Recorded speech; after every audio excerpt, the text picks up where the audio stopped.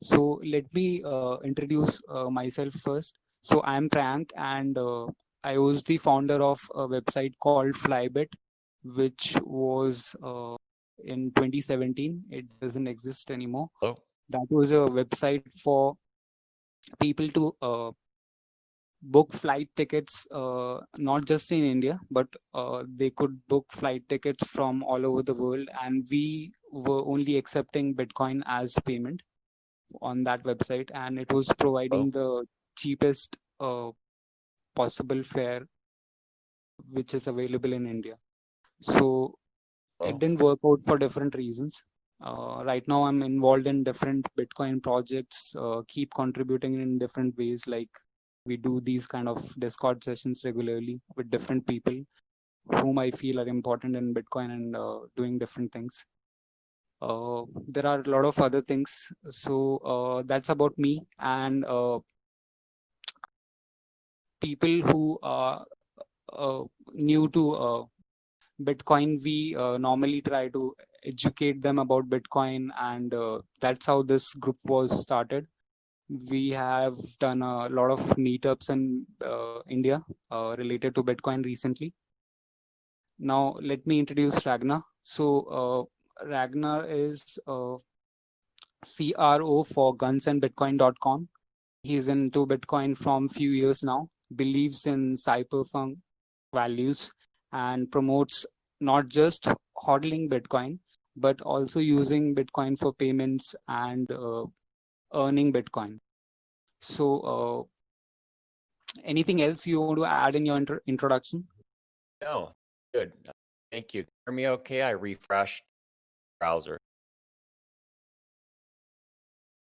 Okay. So I have a few questions which we will discuss in this session, and maybe other people have a few things to ask you or discuss with you related to gunsandbitcoin.com and other things related to Bitcoin payments.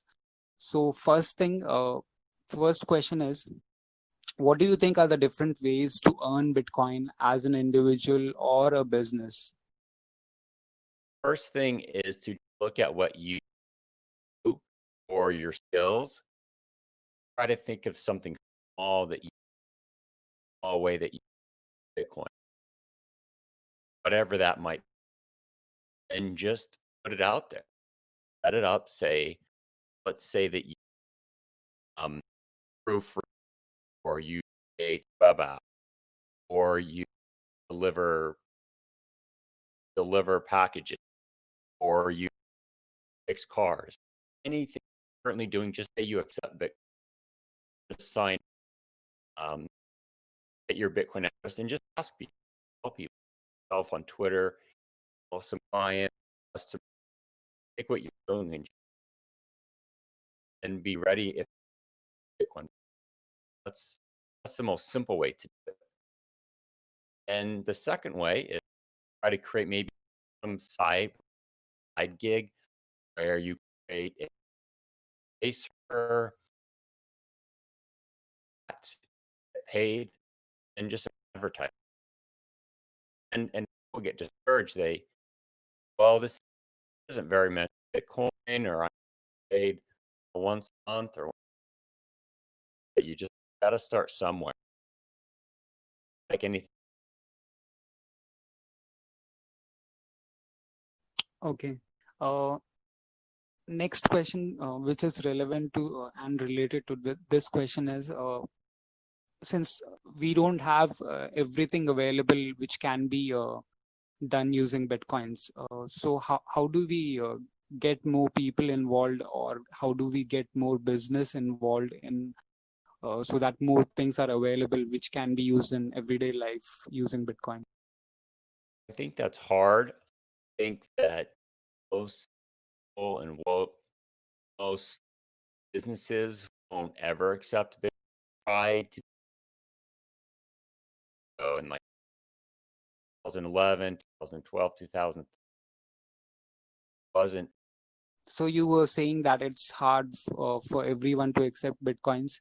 So we need to like wait for few years. Well, I think just understanding how realistic it is to get most people accept Bitcoin. I don't think most people and most will ever accept Bitcoin. It's always small. So I would try to focus just already um, like Bitcoin.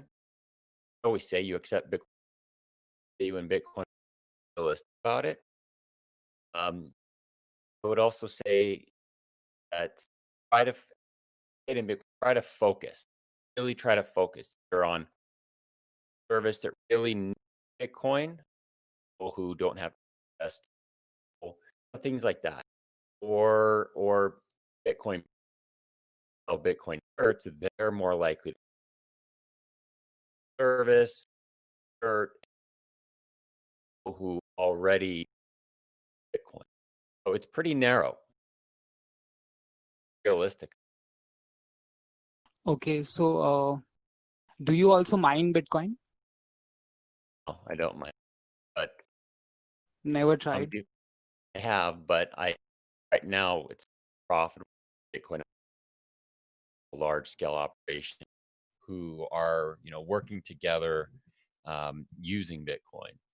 And to do that, you need, like you said, you need some spending, you need some earning, you need some hodling, you need a little bit of everything. So I wouldn't break it down as a percentage. And then in terms of what percentage, if you want to look at it a different way, you have to look at just what's right for you. So for some people, they need Bitcoin um, for censorship resistance. So maybe they're trying to buy things that you can't buy um, using traditional fiat or traditional payment processors. Maybe only Bitcoin is what allows them to buy something. In that case, they're mostly going to be using Bitcoin for that. Or maybe other people, they're sending money to someone else out of the country, or just sending money to other people in some way. And so for them, that's how they use Bitcoin. Other people, they don't need to spend Bitcoin. They don't want to earn it. They simply want to try to invest in Bitcoin. They think it's worth the risk. And so it really is, why you need it, how you need it, probably more than anything. But that being said, I still think that it's important that we do try to create an economy, because that will just help ourselves, in fact. So the more you kind of spend, the more people, businesses you pay in Bitcoin that are also Bitcoiners, the more likely you are to get paid back or just grow the number of people. So it's a combination of doing what's best for yourself and then also trying to do what's good for Bitcoin. Okay, and do you think using Bitcoin as a payment can be a problem considering uh, the volatile price action we see in Bitcoin? Because I mean, the exchange rate matters because a lot of things are still valued in US dollars. Yes, volatility is probably the number one problem of Bitcoin, or it's a tie with the dependency on third-party exchanges and having to move in and out of fiat. So volatility is a major problem in for several reasons. It does make it difficult to price things in Bitcoin. It makes it difficult to um, earn and spend Bitcoin, because obviously, if you were counting on a certain amount of Bitcoin being worth something to pay your bills, and then the price drops, that can really hurt you as a person or a business owner. So you're right, volatility is a barrier to that. So you have to take steps to make that as less of a risk. Whether you try to convert it quickly to fiat or to maybe tether, or it's worth that risk. Maybe you only keep a certain percentage of it. So we have to be realistic about that. And that just shows that, for Bitcoin, it seems like there's two very different aspects to it, where you might hold on to it for a long time so that hopefully it will go up in price and the volatility won't affect you that much, or you use Bitcoin when you really need it, or short term, or you have enough Bitcoin to where if the price goes down, goes up, goes down, you're still okay because you have some Bitcoin already kind of in reserve. Yeah. Hey, Ragnar, I have a question. So I don't know if you are aware of these services. One is called Lolly, and the other is called Fold app. Right. So Lolly allows you to earn Bitcoin when you shop, and I think Fold also does that, and also allows you to spend Bitcoin through via Lightning. I think. Have you used them, and like, what do you think? I haven't used those. Those are interesting examples because on one hand you can get Bitcoin, so that's good. On the other hand, it can be bad because you give up a lot of your privacy to these companies, and so you have to balance out the pros and the cons to that. If it's worth more to you to earn that amount of Bitcoin and you're willing to give up your privacy, then it's a good thing. It's like any technology that we use, like whether it's Facebook or Twitter or anything else. It's very hard not to give up some privacy. But to me, I don't, because that's not worth it to give up that financial privacy. But I know for other people, it makes sense, based on their circumstances. So people just need to understand the trade-offs and then make a decision what's best for them. Yeah, that makes sense. Do you think that there could be, companies that could facilitate earning Bitcoin, without maybe giving up the privacy? Are there any ways in which, companies or even individuals can enable that? Well, I know many years ago, I think this was 2014, there was a company called, I think it was Bitwage, and basically what they would do is they would go to companies and who had employees, and what they would do is, traditionally when you're a company, you pay people in, your government currency, dollars, euros, yen, whatever it is. And so this company would take that fiat, turn it into Bitcoin, and then pay employees. I don't think that ever got much traction just because most employers didn't want to do that. Maybe it was just too much work. Maybe there weren't enough people who wanted that. So in terms of a company helping people earn Bitcoin, I think that's hard. But what is out there is BTC Pay Server. It's really helps you to earn Bitcoin, accept donations. And then there's a list of all the merchants who use BTC Pay Server who are already accepting Bitcoin, and then maybe trying to connect with them. So maybe there's a service, that sells t-shirts, and maybe you're someone who can design t-shirts. So you talk to them and say, hey, I could design t-shirts for you, pay me in Bitcoin, and they're already earning Bitcoin. So I would say that try to stick to companies that are already using Bitcoin in some way, and then see what service or product you can sell to them. Okay, yeah, that makes sense. Okay, moving on to next question. Privacy on Bitcoin. So I have I've been doing some research related to privacy on Bitcoin. Not just privacy, but other things related to Bitcoin transactions. So if you talk about privacy or anonymity on Bitcoin, uh, there are three parts, or you can divide that into three different types, according to me. First is network level privacy. That is, if you're using a full node or the improvements made by Bitcoin Core or any other implementations and the developers of Bitcoin. Second is on-chain privacy, like everything is visible on the chain, so all the transactions, anyone can use a block explorer to review a transaction, analyze different transactions and UTXOs. The third thing is external privacy, which is related to Bitcoin transactions in a way that you don't need to share, you shouldn't be sharing different things related to your transactions or your real identity, which can link your transactions to you. That can be one of the example is using KYC exchange. So the first thing is not using KYC exchanges. So what are your thoughts on privacy of Bitcoin? Well, I think that's a good breakdown of those three types of Bitcoin privacy. Um, and it's not all or nothing. It's really hard to do privacy perfect, but just start with what you can. Running a node is a good first step. If that seems too hard, at least try to use a VPN or Tor when you go to a block explorer, or just, I mean, when you do anything. It shouldn't just be Bitcoin, but I would at least start with using Tor and a VPN to try to do everything. And then you mentioned KYC, AML, third parties. Try to avoid that. Try to use BISC. Try to earn Bitcoin.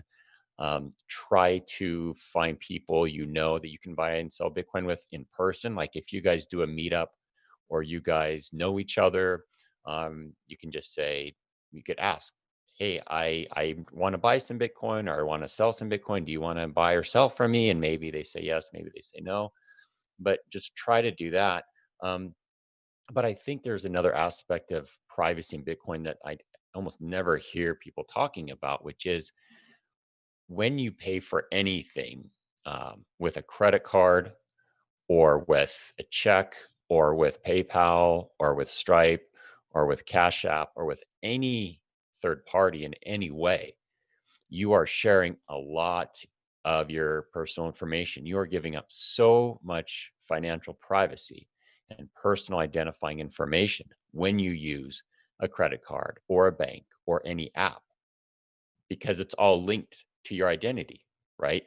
And all of these third parties, you have to give them your real name, email, maybe a phone number, in some case a picture of your passport, your address, all sorts of things. And just by using Bitcoin, just to make a payment, even if you don't use Tor, even if you don't run a full node, even if you bought your Bitcoin from a third party, you still are hiding your real name and all your personal identify.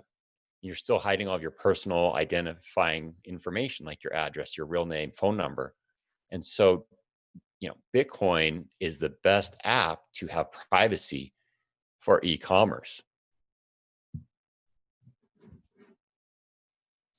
Yes, that's a good point. Like if you're using the legacy payments like credit card or any other thing, you're giving away a lot of information, which can be different if you're using Bitcoin, but you still need to make sure you're doing it the right way. Like if you're using Bitcoin, sending Bitcoin from Coinbase using a KYC exchange, you're still not doing it correctly. So people need to be aware of this. Not many users I see in India who know how to transact using Bitcoin. People still don't get the basic things about Bitcoin, and maybe in next few years, or uh, the thing is, even Greg Maxwell has mentioned this once on Reddit, that biggest threat to Bitcoin is if the people involved in Bitcoin itself do not understand Bitcoin or give importance to the things that really matter in Bitcoin. So I'm hopeful things change in next few years, especially the traders I see on different platforms who are mostly using Bitcoin right now. They should be educated and they should be aware of how to use Bitcoin.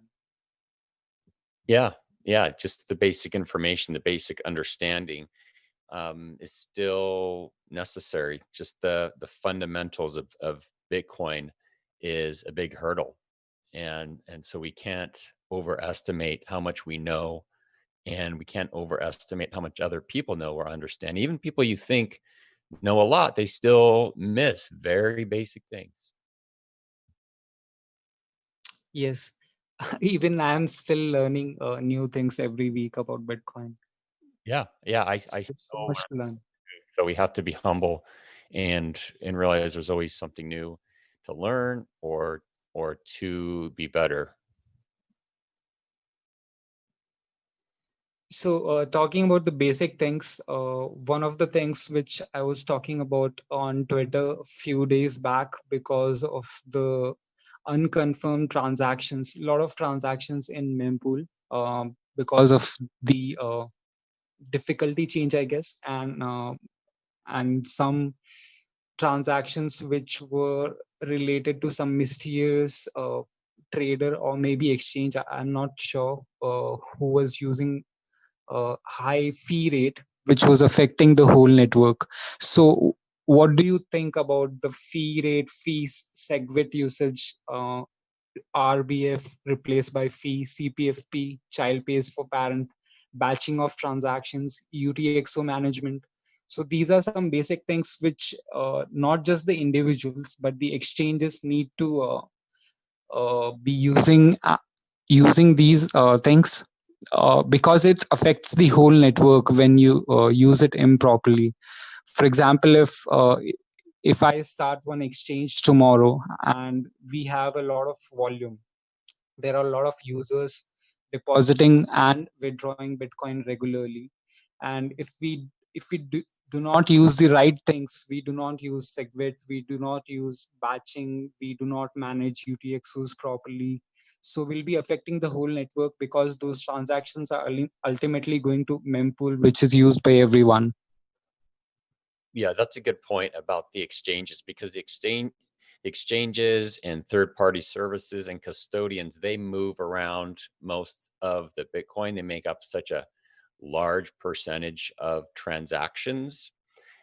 And so when they are irresponsible, when they don't batch transactions or use Segwit, or just do or don't use fees properly, they overpay for fees, and that causes everyone else to suffer and pay larger transaction fees when often it's not necessary. It's not because there's so much traffic, it's just because the exchanges aren't being better users of Bitcoin. And so this shows how dangerous and how kind of bad a lot of these exchanges are for Bitcoin. They don't do it on purpose. It's just what happens when they're a large organization with a lot of money, where it doesn't affect them to pay higher fees. And so that's why we need to try to get away from these third parties and these exchanges, because this is the reality. And we should try to, of course, encourage them to, do better, to batch transactions, use Segwit and everything else. But that's only partially helped. There's still some of the largest exchanges doing this. So it's a combination of, trying to put pressure on them, but also raising awareness of one more way in which these exchanges and third parties are bad for Bitcoin, despite the good they do. They do help people buy Bitcoin, sell Bitcoin, and get fiat when you need it. But that does have the drawbacks that you mentioned. Yeah, a lot of exchanges still not using Segwit. Let's see what happens in next few years. So, which explorers or wallets do you normally use or recommend to other people? And do you think they can be better wallets or better options in different wallets and explorers? We can be using algorithms to make things easier for everyone. Maybe use artificial intelligence or something. Yeah, for a block explorer, do not use blockchain.info. What I use is blockstream.info. So blockstream.info. They're really good about protecting your privacy and some other things. So blockstream.info for a block explorer. Of course, always use a VPN and Tor when you connect to these, so they can't link your browser to the transactions that you look up. In terms of wallets, I strongly recommend Samurai Wallet. You have to use an Android phone, but definitely Samurai Wallet is one you can use for day-to-day transactions, and you can store, a amount of Bitcoin you're comfortable with. And then most of the hardware wallets are actually really good. It just comes down to preference. It's something important for people to know about the hardware wallets is there aren't any reports of people losing their Bitcoin because their hardware wallet was hacked. So no reports of Bitcoin being hacked on a hardware wallet and people losing their Bitcoin. So the real danger of hardware wallets is users using them incorrectly. So not writing down their seed phrase, losing their password if they password protected it, just simply losing the hardware wallet itself, getting it stolen. And so while there's lots of hardware wallets, different price, some are easier to use than others, some are supposed to be more secure than others, and I'm sure that they are. At the end of the day, the most important thing is to get one that you don't have trouble using and that you are very careful and conservative in how you use it. So there's no magic wallet, just it comes down to people how they use it themselves. That's the most important thing, I think, when it comes to wallets.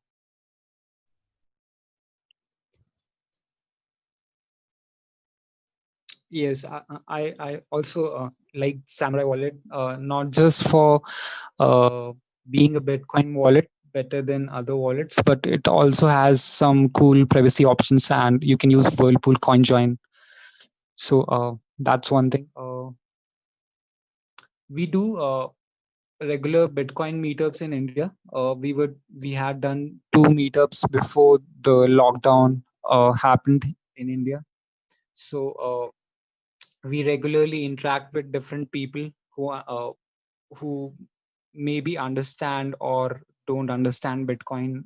Some maybe don't even value the cypherpunks or the things associated with Bitcoin, like privacy or censorship resistance or decentralization. So most of the people that I see are here to get rich or something related to blockchain.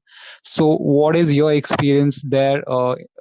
Do you get involved in Bitcoin meetups, or maybe you do some podcasts, I guess?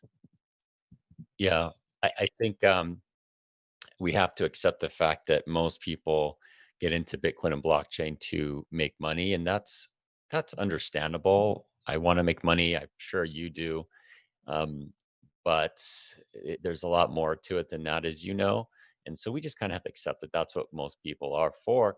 In terms of, trying to explain to people the other parts of Bitcoin and cypherpunk ideals, I think it's what you said. It's, going on Discord and Zoom and meetups and Twitter and everywhere else, and just kind of sharing these things with people, because it's not people's fault. They're just not aware of these other ideas and implications for their privacy, and just accept that it will always be the minority position, and that's okay.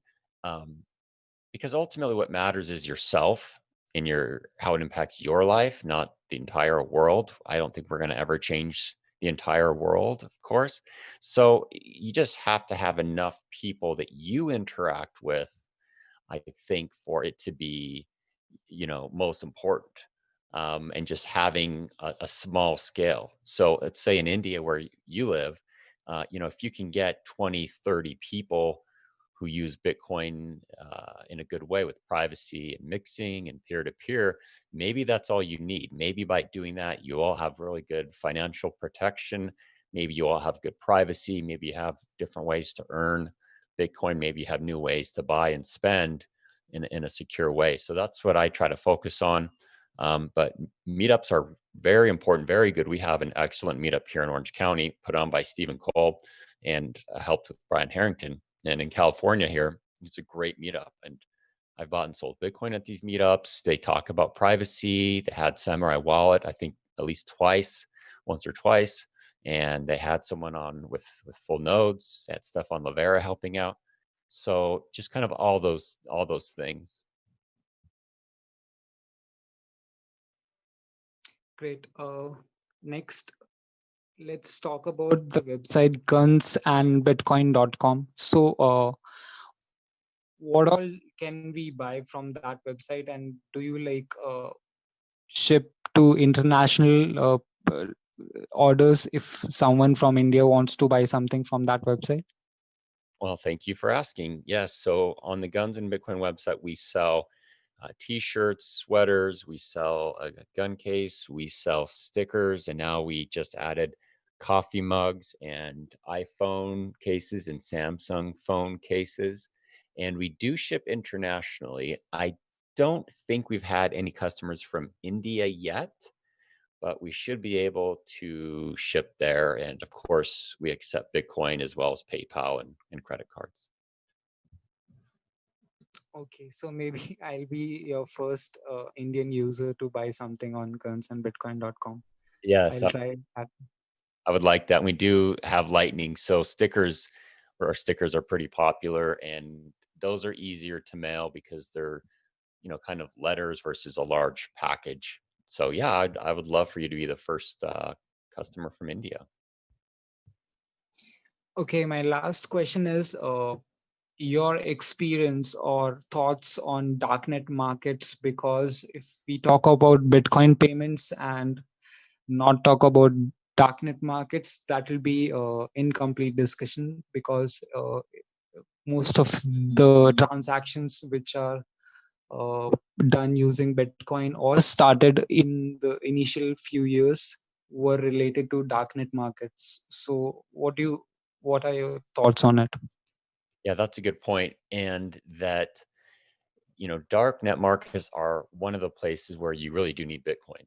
You don't really need Bitcoin if you're going to buy food at your local store, but obviously dark net markets you definitely do need Bitcoin for that. So, like you said, it was a big Silk Road was a very important part in getting adoption of Bitcoin and making people aware of what it's really good at doing, and the power of Bitcoin is on these darknet markets. And so I know some people don't like them, and there's some really bad ones out there. There absolutely is, and that's really unfortunate. But it does show the power of Bitcoin, and people think these darknet markets are just for bad things, but it's not. I mean, if you live in a place where the government doesn't allow you to, buy and sell things that you should be able to, or maybe you're in a country that has restrictions, usually by the US government, like sanctions on Iran, sanctions on some other companies, or just banking restrictions. You might want a darknet market maybe for medicine for your family or something else. So people need to understand that it's not all bad, and that it's thanks to Bitcoin that these are available to people to use both for good and for bad. But all that matters is if you can use them for good. Yes, there are a lot of use cases which require transactions that shouldn't be censored.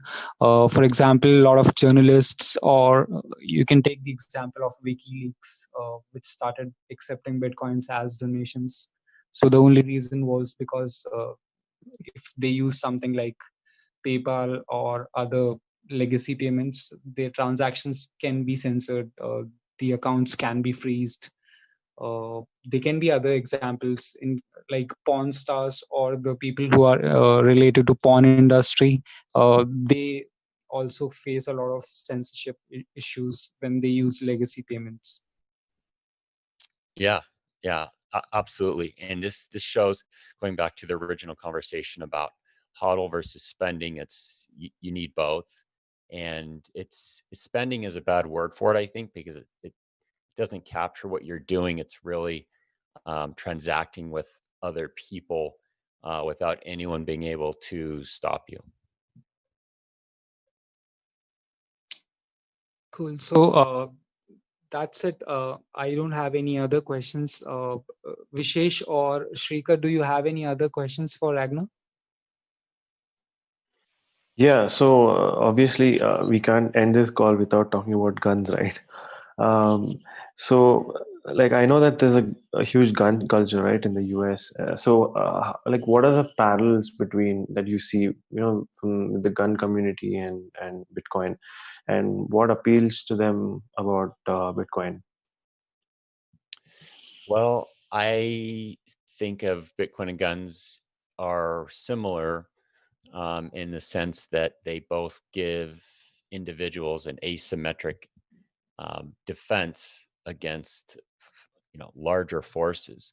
So let's say you are one person and you have a group of 5 people coming to rob you or destroy your home, if you have a gun, that gives you an advantage, even though you're just one person. It's asymmetry, and it's for defense. It's guns aren't for offense. You don't use them to hurt people if you're a good person, but you want one just for defense and to have, some defense against powerful forces. And that's the same with Bitcoin. So if you have Bitcoin, it's harder for them to take it from you, or it's an alternative to the larger financial system, which you cannot beat. They are much more powerful. You cannot beat PayPal. You can't beat the government money. You can't beat banks. And so it's a good defense. They can't take it. They can't stop you from using it. So both guns and Bitcoin are for defense. It's for the individual. It's for having this advantage against these larger forces.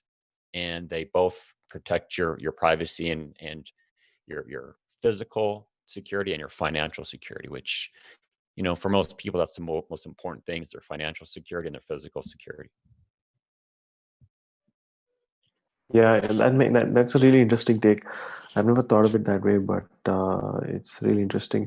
So in India, basically, the gun rules are very, very, very restrictive, and I mean, they don't even allow import of guns. So basically, the guns we have are like from the 80s or something. They suck really bad, and also there are a lot of restrictions. You'll have to get a license, and you'll have to report with the bullets to the police like that you haven't. Shot any, and like it's too cumbersome. So like, what can we do at least to use it recreationally, or at least have it? Like, how can we, do you think, in countries where there's no second amendment, is there any way for us to get that right, or at least get the basic restrictions off? What are your thoughts on that? Yeah, that's really difficult for most people in the rest of the world who can't own guns. I would say be very careful when it comes to guns and the law.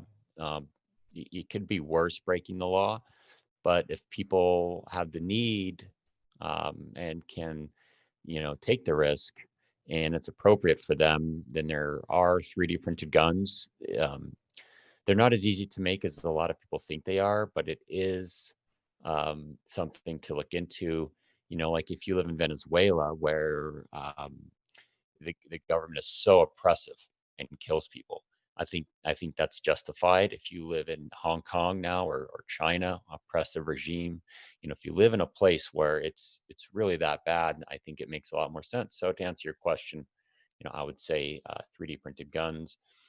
And if you can't do that, if guns aren't the right solution for you, then at least trying to get together with other people and try to form a community or group that can defend yourself, where you can't do it by yourself, right? So like here in the United States, we're having these riots, and what has helped people is getting together with other people to defend their businesses, and that's turned away a lot of people. Even if you don't have guns, people often look for an easy target, and one person is an easy target.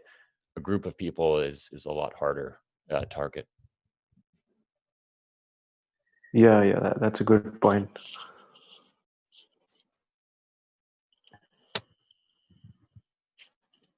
uh, Anything else, Prayank? You have any questions? I had No, one more that question, but I can't remember it right now. Can I text it to you over Twitter or something? Is your DMs open? Yes, Oh, okay, cool. I think so. You're also on Keybase, right? Yeah, I'm also on Keybase, so either Twitter or Keybase, or just tag me in the question. Okay, cool. since we were discussing about guns, I've recently started researching about 3D printing guns. So that is something interesting, but uh, I don't really know much about it. But I've seen some videos, so they look interesting, and reading about it. How does it all work? Yeah, and Keybase is a good place for that. On Keybase, there's a group, Deterrence Dispense. Deterrence Dispense is the main group for that on Keybase. Okay, so we have recorded this session and we'll be doing some editing and uploading on YouTube later. It was great having you. Maybe we'll discuss few things later this year. Once me and my friend are working on a project which will be helping Bitcoin payments. I cannot share the details right now, but maybe I'll share it with you on Twitter later. Okay, thanks. Yeah, and thanks for talking with me. Sorry about the technical difficulties on my end. I don't know what it was, but we were able to do it on Zoom. So this is fine. This is great. Thank you. Thank you. All right. Thanks, man. Thanks a lot for your time. All right. Thank you.